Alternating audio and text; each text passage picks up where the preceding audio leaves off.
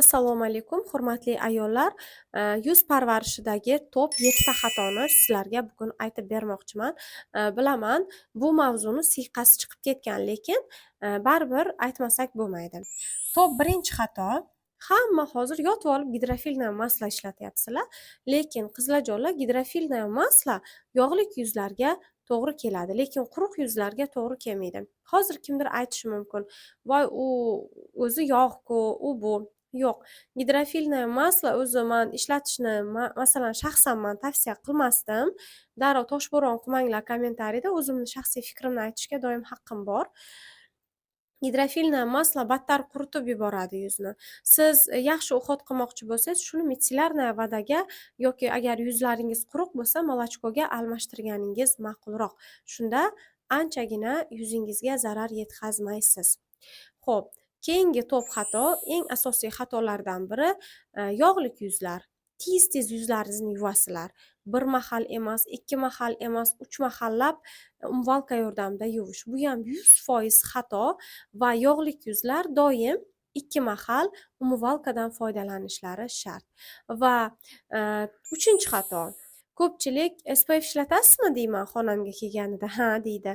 Nima bilan tozalaysiz? Kechqurun so'm? Yo'q, hech nima bilmayman. Suv bilan yuvaman deydi. Bu juda ham xato. Yuzingiz yog'lik bo'ladimi, quruq bo'ladimi, normal, kombinirованный farqi yo'q. Siz yuzingizni albatta maxsus yuz tozalaydigan vositalar bilan tozalab uxlashingiz shart va zarur. Keyingi xato, ya'ni 4-chi xatomiz, aloe gellari. Aloe gellarini namlantirish uchun quruq yuzlar, rosa quruq yupqa terilar ham ishlatib yurishadi. Bu 100% xato. Doim gelmi? Demak bilingki, siz buni yog'lik yuzlarga berishingiz kerak. Hurmatli kosmetika sotadiganlar ham. Ya'ni yuzingiz quruqmi?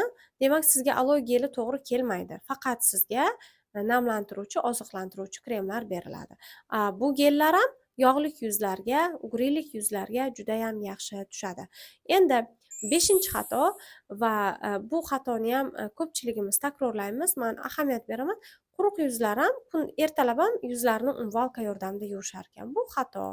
Sizga yetadi kechqurun bir marta umvalka bilan yuvganingiz. Ertalab uxodingizni oddiygina suv bilan yuvib tashlashingiz mumkin va uxodlaringizni qilishingiz mumkin.